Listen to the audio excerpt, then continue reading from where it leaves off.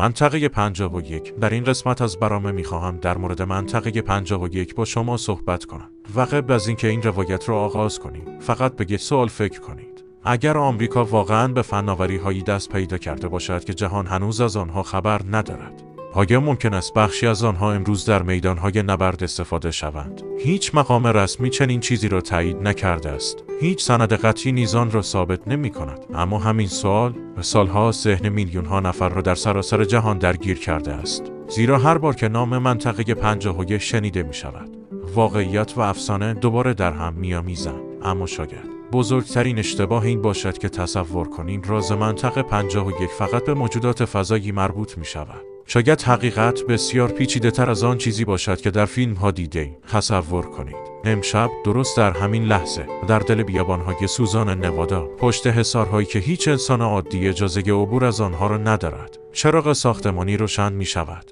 چند دانشمند وارد اتاقی می‌شوند. چند افسر بلندپایه در سکوت صفحه نمایش‌هایی را تماشا می‌کنند. دری فلزی آرام باز می‌شود و پروژه‌ای آغاز می‌شود که شاید جهان تا 20 سال دیگر هم از وجودش با خبر نشود. و این فقط یک تصور است. اما آیا واقعاً فقط یک تصور است؟ یا تاریخ بارها ثابت کرده که بزرگترین فناوری‌های نظامی جهان سالها پیش از آن که مردم از وجودشان با خبر شوند در سکوت کامل توسعه یافتند؟ اگر پاسخ مثبت باشد، پس یک سوال دیگر مطرح می‌شود. امروز در همین لحظه پشت دیوارهای منطقه 51 چه چیزی در حال آزمایش است؟ هواپیمایی که روی رادار دیده نمی‌شود، سلاحی که هنوز هیچ کشوری نمونه آن را نساخته است، یا فناوری که اگر روزی فاش شود، تعریف ما از جنگ را برای همیشه تغییر خواهد داد. هیچ کس پاسخ قطعی این سوال را نمی‌داند، اما یک حقیقت غیر قابل انکار است. دهه‌ها دولت آمریکا حتی حاضر نبود اعتراف کند چنین مکانی وجود دارد. انگار منطقه 51 فقط یک نام بود، نامی که نباید درباره آن سوال می‌شد. اما هرچه سکوت طولانی تر شد، کنجکاوی مردم نیز بزرگتر شد، چون انسان همیشه به دنبال چیزی می رود که از او پنهان شده است. و شاید به همین دلیل است که پس از گذشته بیش از 70 سال هنوز هم هیچ پایگاهی در جهان به اندازه منطقه 51 ذهن انسان را به خود مشغول نکرده است. اما این رازه از کجا آغاز شد؟ برای پیدا کردن پاسخه باید به سالهای بازگردیم که جهان در آستانه جنگی قرار داشت که می توانست همه چیز را تغییر دهد. در سال 1947 جهان هنوز زخم‌های جنگ جهانی دوم را بر تن داشت، اما در پشت پرده جنگی تازه‌ای آغاز شده بود، جنگی که گلوله‌هایش همیشه دیده نمی‌شدند اما می‌توانست سرنوشت جهان را تغییر دهد. آمریکا و اتحاد جماهیر شوروی در رقابتی بی‌رحمانه برای ساخت سلاح‌هایی بودند که هیچ کشوری نمونه آن را نداشت. هر اختراع جدیده می‌توانست موازنه قدرت را برای همیشه تغییر دهد. در همین روزها اتفاقی رخ داد که هنوز هم پس از گذشت دهه‌ها درباره آن بحث می‌شود. در نزدیکی شهری کوچک به نام رازول چیزی از آسمان سقوط کرد. مردم محلی از دیدن قطعات فلزی عجیبی حرف می‌زدند، فلزهایی که شبیه هیچ چیز شناخته شده‌ای نبودند. ارتش آمریکا با سرعتی عجیب منطقه را محاصره کرد. همه چیز جمع‌آوری شد. هیچ کس اجازه نزدیک شدن نداشت. چند ساعت بعد ارتش خبری منتشر کرد که ما یک بشقاب پرنده پیدا کرده ایم. همین یک جمله برای آن کافی بود که جهان برای نخستین بار به این فکر کند آیا ما در این جهان تنها نیستیم؟ اما هنوز یک شبانه روز نگذشته بود که همه چیز تغییر کرد. ارتش خبر قبلی را پس گرفت. این بار اعلام کرد اشتباه شده است. آنچه پیدا شده فقط یک بالون هواشناسی بوده است. اما مردم یک سوال ساده پرسیدند: اگر فقط یک بالون بود، چرا ابتدا آن را بشقاب پرنده معرفی کردند؟ چه چیزی باعث شد ارتش تنها چند ساعت بعد حرف خود را تغییر دهد؟ سالها گذشت، پاسخی قطعی داده نشد، اما از همان روز بذر یک راز بزرگ کاشته شد، رازی که بعدها نام منطقه 51 را با خود گره زد. عده‌ای گفتند لاشه آن جسم ناشناس مخفیانه به منطقه 51 منتقل شده است. عده‌ای دیگر گفتند هیچ مدرکی برای این ادعا وجود ندارد. اما حقیقت هرچه بود، یک چیز تغییر نکرد. از آن روز به بعد هر اتفاق عجیبی که در آسمان آمریکا رخ میداد در نهایت به گره نام ختم میشد. منطقه 51. اما سوال اصلی هنوز باقی بود. اگر این پایگاه فقط برای نگهداری چند هواپیمای محرمانه ساخته شده بود، چرا دولت آمریکا حتی حاضر نبود وجود آن را تایید کند؟ و این سوال آغازگر یکی از بزرگترین معماهای تاریخ شد. اما شاید عجیبترین قسمت این داستان اصلاً رازل نبود، بلکه تصمیمی بود که چند سال بعد در سکوت کامل گرفته شد. سال 1955 در دل صحرای نوادا جایی انتخاب شد که صدها کیلومتر با نزدیکترین شهر فاصله داشت. نه صدای مردم به آنجا می رسید، نه نگاه خبرنگاران، نه حتی چشم کنجکاو رهگذران. همانجا پایگاهی ساخته شد که بعدها جهان آن را با نام منطقه 51 شناخت، اما این نام هم واقعی نبود. در اسناد رسمی این مکان با شماره‌ای ساده معرفی شده بود، شماره‌ای که شاید هیچ کس تصور نمی‌کرد روزی به مشهورترین نام دنیای راس‌ها تبدیل شود. کار ساخت پایگاه با سرعتی عجیبی آغاز شد. مهندسان می‌آمدند، کار می‌کردند و می‌رفتند، اما هیچ کس اجازه نداشت درباره آنچه دیده است حرفی بزند. بسیاری حتی نمی‌دانستند دقیقاً روی چه پروژه‌ای کار می‌کنند. هر گروه فقط بخش کوچکی از حقیقت را می‌شناخت. هیچ کس تصویر کامل را در اختیار نداشت. همین موضوع باعث شد شایعات خیلی زود از واقعیت جلو بزنند، اما چیزی که مردم را بیشتر از همه متعجب می‌کرد رفت آمد هواپیماهایی بود که هیچ شباهتی به هواپیماهای آن زمان نداشتند. برخی خلبانان میگفتند اجسامی را دیدند که با سرعتی غیر قابل باور حرکت میکنند، بدون صدای معمول موتور، بدون دود، و گاهی چنان ناگهانی تغییر مسیر میدهند که انگار قوانین فیزیک برایشان معنا ندارد. خبر این مشاهدات دهان به دهان میچرخید. هر بار که کسی نور عجیبی در آسمان میدید و فقط یک نام بر سر زبانها میآمد: منطقه 51. اما سالها بعد حقیقتی آشکار شد که بسیاری را شگفت زده کرد. برخی از همان اشیای ناشناس در واقع نمونه‌های اولیه هواپیمای جاسوسی یو خط تیر 2 بودند. هواپیمایی که آنقدر بلند پرواز می‌کرد که مردم هرگز نمونه‌ای مانند آن ندیده بودند. اما این کشف همه سوال‌ها را از بین نبرد، بلکه سوال تازه‌ای به وجود آورد: اگر هواپیمایی که مردم آن را بشقاب پرنده تصور می‌کردند ده‌ها سال از زمان خود جلوتر بوده است، پس امروز بعد از گذشته بیش از 70 سال چه فناوری‌هایی در همان پایگاه آزمایش می‌شوند؟ آیا جهان باز هم فقط سایه‌ای از حقیقت را می‌بیند، یا این بار واقعیت بسیار عجیب‌تر از تمام افسانه‌هایی است که تاکنون شنیده‌ایم؟ اما درست زمانی که بسیاری تصور می‌کردند راز منطقه 51 فقط به هواپیماهای فوق محرمان مربوط می‌شود، مردی ظاهر شد که همه معادلات را به هم ریخت. نام او باب لازار بود. در سال 1989 او در یک مصاحبه تلویزیونی ادعایی مطرح کرد که هنوز هم پس از دهه‌ها درباره آن بحث می‌شود. لازار گفت: من در بخشی فوق محرمانه در نزدیکی منطقه 51 کار می‌کردم، اما نه در خود منطقه 51، بلکه در تأسیساتی که آن را خط تیر 4 مینامید. به گفته او در دل کوه چند وسیله پرنده نگهداری می شدند، وسیله هایی که به گفته خودش هیچ شباهتی به فناوری ساخته شده توسط انسان نداشتند. او گفت وقتی برای نخستین بار یکی از آنها را دید برای چند دقیقه حتی نتوانست حرف بزند. سطح آن کاملا صاف بود، نه پیچ داشت، نه پرچه، نه هیچ اثری از جوشکاری، انگار از یک تکه فلز ساخته شده بود. اما عجیبتر از ظاهر آن شیوه حرکتش بود. لازار ادعا کرد این وسیله از موتورهای معمولی استفاده نمی کرد.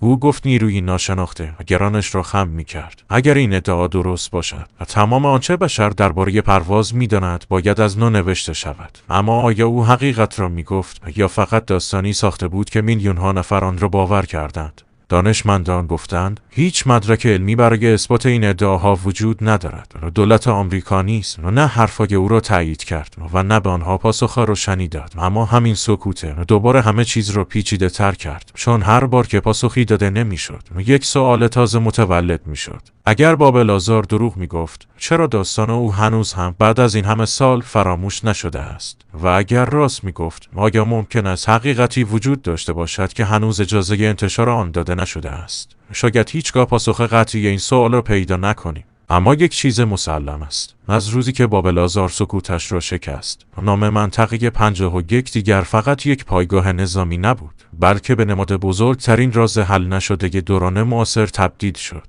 اما شاید عجیب ترین اتفاق نه در آسمان منطقه 51 رخ داد و نه در داخل آن، بلکه در سال 2013 وقتی پس از نزدیک به 60 سال سکوت، دولت آمریکا برای نخستین بار وجود منطقه 51 را به طور رسمی تایید کرد. این خبر مثل یک انفجار در رسانه‌های جهان پیچید، اما مردم تصور می‌کردند حالا دیگر تمام راسا فاش خواهد شد، ولی اشتباه می‌کردند. اسناد منتشر شده فقط بخشی از گذشته را روایت می‌کردند. در آنها از پروژه‌هایی مانند هواپیمای جاسوسی یو، خط تیر 2 و ای، خط تیر 12 سخن گفته شده بود. پروژه‌هایی که دهه‌ها پیش پایان یافته بودند. اما درباره امروزه و درباره آنچه همین حالا پشت دیوارهای منطقه 51 در حال انجام است، تقریباً هیچ چیز گفته نشد و همین سکوت دوباره همه نگاه‌ها را به همان نقطه برگرداند. چون اگر پروژه‌های 50 سال پیش تا این اندازه محرمانه بودند، پس پروژه‌های امروز چقدر پیش رفتند؟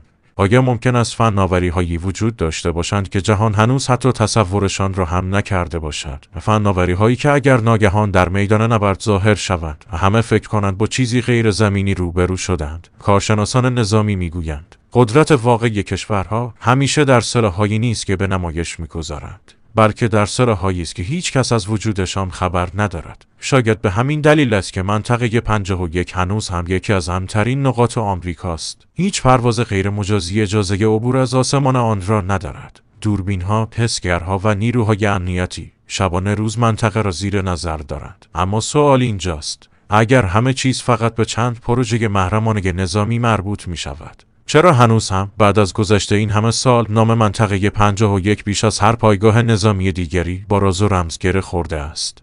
آیا این فقط نتیجه تخیل انسان است یا واقعا چیزی وجود دارد که هنوز زمان آشکار شدنش فرا نرسیده است؟ و شاید پاسخ این سوال از آنچه تصور می‌کنیم به ما نزدیکتر باشد.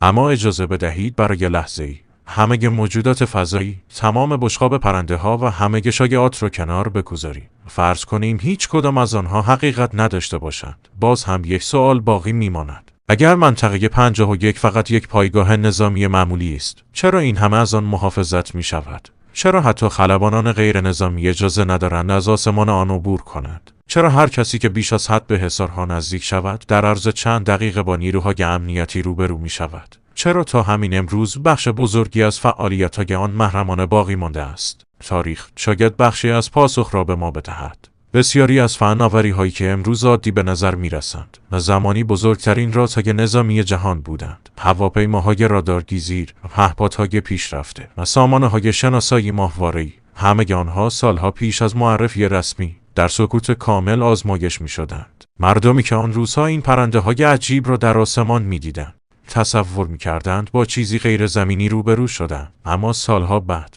مشخص شد که آنچه دیده بودند ساخته دست انسان بوده است و این دقیقاً همان نکته‌ای است که ماجرا را پیچیده‌تر می‌کند. اگر فناوری‌های 50 سال پیش همقدر پیش رفته بودند که مردم آنها را با سفینه‌های فضایی اشتباه می‌گرفتند، پس فناوری‌های امروز چه شکلی دارند؟ آیا ممکن است همین حالا در دل منطقه 51 نسل تازه‌ای از هواپیماها، پهپادها یا سامانه‌های دفاعی در حال آزمایش باشند؟ فناوری‌هایی که جهان تا سالها از وجودشان با خبر نخواهد شد. هیچ کس پاسخ قطعی این سوال را نمی‌داند، اما یک چیز مسلم است: هرچه فناوری پیشرفته‌تر می‌شود، مرز میان آنچه غیر ممکن به نظر می رسد و آنچه واقعا وجود دارد باریکتر می شود و شاید بزرگترین راز منطقه 51 نه موجودات فضایی بلکه آینده فناوری بشر باشد. اما درست زمانی که بسیاری به این نتیجه رسیده بودند، اتفاقی رخ داد که دوباره همه فرضی‌ها را زیر سوال برد. و در سال 2019 اتفاقی رخ داد که حتی خود ارتش آمریکا هم انتظارش را نداشت. همه چیز با یک جمله در اینترنت آغاز شد: بیایید وارد منطقه 51 شویم مگر همه با هم برویم. هیچ کس نمیتواند جلوی ما را بگیرد. در ابتدا همه تصور کردند این فقط یک شوخی است، اما چند روز بعد صدها هزار نفر اعلام کردند که در این رویداد شرکت خواهند کرد. یک هفته بعد این عدد از 1 میلیون نفر گذشت و کمی بعد بیش از 2 میلیون نفر. رسانه‌های جهان با یک سوال روبرو شدند: آیا واقعاً میلیون ها نفر قصد دارند به محرمانه ترین پایگاه آمریکا حمله کنند؟ این بار برخلاف گذشته ارتش سکوت نکرد. نیروی هوایی آمریکا هشدار داد منطقه 51 یک پایگاه نظامی فعال است. هر گونه ورود غیرقانونی با برخورد نیروهای امنیتی روبرو خواهد شد. این هشدار بسیاری را منصرف کرد، اما روز موعود فرا رسید. صدها نفر از کشورهای مختلف خود را به نزدیکی منطقه رساندند. برخی فقط برای گرفتن عکس آماده بودند، برخی لباس موجودات فضایی پوشیده بودند، برخی با خنده میگفتند امروز حقیقت را پیدا میکنیم. اما هیچ کس موفق نشد وارد منطقه شود. همه چیز خیلی زود پایان یافت، اما یک سوال در ذهن میلیون ها نفر باقی ماند: اگر آنجا فقط یک پایگاه عادی است، چرا ارتش حاضر شد برای جلوگیری از ورود چند شهروند عادی چنین واکنش جدی نشان دهد؟ آیا فقط حفاظت از پروژه‌های نظامی بود یا چیزی وجود داشت که نباید هیچ چشم غیر مجاز آن را میدید؟ شاید هیچ وقت پاسخ قطعی این سوال را ندانیم، اما همین اتفاق یک حقیقت را ثابت کرد. بعد از گذشته بیش از 70 سال، منطقه 51 هنوز هم یکی از مرموزترین مکانهای روی زمین است و شاید عجیبتر از همه این باشد که هرچه اطلاعات بیشتری منتشر می شود، سوالهای بیشتری به وجود می آید. انگار این راز هرگز قصد ندارد به پایان برسد. اما شاید تمام این سالها ما سوال اشتباهی میپرسیدیم. همه میپرسند آیا موجودات فضایی در منطقه 51 نگهداری میشوند؟ اما شاید باید سوال دیگری بپرسیم. اگر هیچ موجود فضایی هم در کار نباشد، آیا فناوری هایی که در آنجا ساخته میشوند میتوانند انقدر پیشرفته باشند که برای مردم شبیه فناوری موجودات فضایی به نظر برسند؟ این سوال دیگر فقط یک فرضیه نیست. تاریخ نمونه های زیادی از آن را ثبت کرده است. وقتی نخستین هواپیماهای رادارگیری ساخته شدند، بسیاری از کارشناسان باور نمی‌کردند چنین فناوری ممکن باشد. وقتی نخستین پهپادهای پیشرفته معرفی شدند، بعضی کشورها تصور می‌کردند با فناوری ناشناخته روبرو شدند. فناوری همیشه چند قدم جلوتر از افکار عمومی حرکت می‌کند و شاید امروز نیز همین اتفاق در حال تکرار باشد. شاید همین حالا در دل منطقه 51 مهندسان روی پروژه‌ای کار می‌کنند که تا 20 سال دیگر دنیا از وجود آن با خبر خواهد شد. پروژه‌ای که اگر امشب آن را ببینی شاید باور کنی متعلق به آینده است. اما یک نکته ذهن بسیاری از تحلیلگران را درگیر کرده است. اگر کشوری بتواند فناوری بسازد که هیچ راداری آن را شناسایی نکند، اگر بتواند وسیله‌ای طراحی کند که با سرعتی غیرقابل تصور حرکت کند، یا سامانه‌ای که بدون حضور انسان تصمیم بگیرد، آیا این فناوری تعادل قدرت در جهان را تغییر نخواهد داد؟ شاید به همین دلیل است که بسیاری معتقدند راز واقعی منطقه 51 نه در گذشته بلکه در آینده پنهان شده است، آینده‌ای که هنوز هیچ کس آن را ندیده است و شاید همین حالا پشت یکی از همان درهای فولادی مهندسی مشغول ساخت چیزی باشد که 20 سال بعد تمام جهان درباره آن صحبت خواهد کرد. اما آیا این فقط یه احتمال است یا واقعیتی که هنوز اجازه نداریم آن را ببینیم؟ اما حالا اجازه بدهید از منطقه 51 فاصله بگیریم و به آسمان نگاه کنیم. به این فکر کنید در همین لحظه هزاران ماهواره، صدها هواپیمای نظامی و ده‌ها سامانه پیشرفته آسمان زمین را زیر نظر دارند. تقریباً هیچ نقطه‌ای از جهان نیست که از دید فناوری‌های مدرن پنهان بماند. اما سوال اینجاست: اگر بشر تا این اندازه پیشرفت کرده است، چرا هنوز هیچ مدرک قطعی از موجودات فرازمینی پیدا نشده است؟ آیا واقعاً هیچ چیزی وجود ندارد؟ یا اگر چیزی وجود داشته باشد، آنقدر محرمانه است که هرگز اجازه انتشار پیدا نمی‌کند؟ این همان نقطه‌ای است که واقعیت و فرضیه به هم می‌رسند. دانشمندان میگویند تا امروز هیچ مدرک علمی و تایید شده‌ای وجود ندارد که ثابت کند موجودات هوشمند فرازمینی از زمین بازدید کردند. اما در طرف مقابل عده‌ای میگویند نبوده مدرک همیشه به معنای نبوده حقیقت نیست. همین اختلاف نظر باعث شده است که منطقه 51 پس از دهه‌ها همچنان زنده بماند، نه به خاطر ساختمان‌هایش، نه به خاطر حصارهایش، بلکه به خاطر سوالی که هنوز بی پاسخ مانده است: اگر روزی حقیقت آشکار شود، دنیا چه شکلی خواهد شد؟ آیا مردم آن را خواهند پذیرفت یا همه چیز را یک دروغ بزرگ خواهند دانست؟ و شاید هیچ کس پاسخ این سوال را نداند. اما یک نکته قطعی است: هرچه زمان می‌گذرد، فناوری بشر سریعتر پیشرفت می‌کند و هرچه فناوری پیشرفته‌تر می‌شود، تشخیص مرز میان واقعیت و غیر ممکن سخت‌تر خواهد شد. شاید روزی هواپیمایی ساخته شود که هیچ راداری نتواند آن را ببیند. شاید روزی هوش مصنوعی بدون دخالت انسان یک نبرد کامل را مدیریت کند و شاید همان روز کسی در گوشه‌ای از جهان با دیدن آن فناوری بگوید این کار انسان نیست، در حالی که حقیقت سالها قبل پشت دیوارهای بسته یک پایگاه محرمانه آغاز شده بود. و شاید همین بزرگترین درسی باشد که منطقه 51 به ما می‌دهد. همیشه همه رازها فرازمینی نیستند. گاهی رازها فقط از زمان خودشان جلوترند. اما شاید تمام این سالها ما به جای نگاه کردن به حقیقت و فقط به افسانه ها خیره شده ایم. هر بار که نام منطقه 51 شنیده می شود، ذهن بیشتر مردم بلافاصله به سمت موجودات فضایی می رود. اما کارشناسان نظامی سوال کاملا متفاوتی می پرسند: اگر روزی جنگی آغاز شود که نتیجه آن را نه تعداد سربازان بلکه فناوری تعیین کند، کدام کشور برنده خواهد بود؟ شاید پاسخ این سوال همین حالا پشت دیوارهای منطقه 51 در حال ساخته شدن باشد. تاریخ نشان داده است قدرت‌های بزرگ هیچگاه جری‌ترین فناوری‌های خود را بلافاصله آشکار نمی‌کنند. آنها سالها آزمایش می‌کنند، اشتباه می‌کنند، دوباره می‌سازند و تنها زمانی که مطمئن شوند هیچ رقیبی توان مقابله ندارد، از آن پرده برمی‌دارند. اما تصور کنید اگر همین امروز فناوری وجود داشته باشد که بتواند در چند ثانیه مسیر یک موشک را تغییر دهد، اگر هواپیمایی ساخته شده باشد که هیچ سامانه‌ای قادر به شناسایی آن نباشد،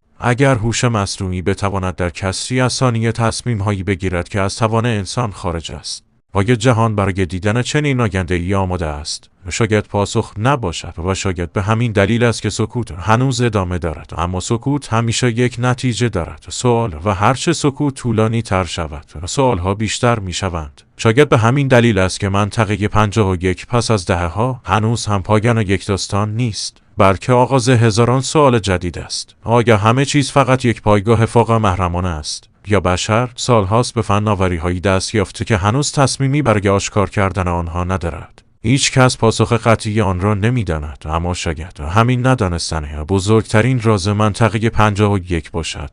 اما اجازه بدهید آخرین پرده این داستان را کنار بزنیم. تمام این سالها هزاران کتاب نوشته شد، صدها مستند ساخته شد، میلیون‌ها نفر درباره منطقه 51 صحبت کردند، اما در میان این همه روایت تنها یک حقیقت بدون تغییر باقی مانده است. هیچ کس خارج از حلقه افرادی که در آنجا کار می‌کنند دقیقاً نمی‌داند امروز پشت آن حصارها چه می‌گذرد و شاید همین دلیل ماندگار شدن این راز باشد. چون انسان همیشه از چیزی میترسد که نمیتواند آن را ببیند و همیشه درباره چیزی خیال پردازی میکند که اجازه نزدیک شدن به آن را ندارد. شاید روزی همه اسنادها منتشر شوند، شاید روزی برای منطقه 51 برای همیشه باز شوند، شاید حتی روزی بفهمیم تمام داستانهایی که سالها شنیده ایم فقط شایعه بودند، یا شاید برعکس روزی مشخص شود که بخشی از آن چه افسانه تصور می‌کردیم در تمام این سالها حقیقت داشته است. امروز هیچ کس پاسخ قطعی این سوال را نمی‌داند، اما تاریخ یک درس مهم به ما داده است. بسیاری از چیزهایی که روزی غیر ممکن به نظر می‌رسیدند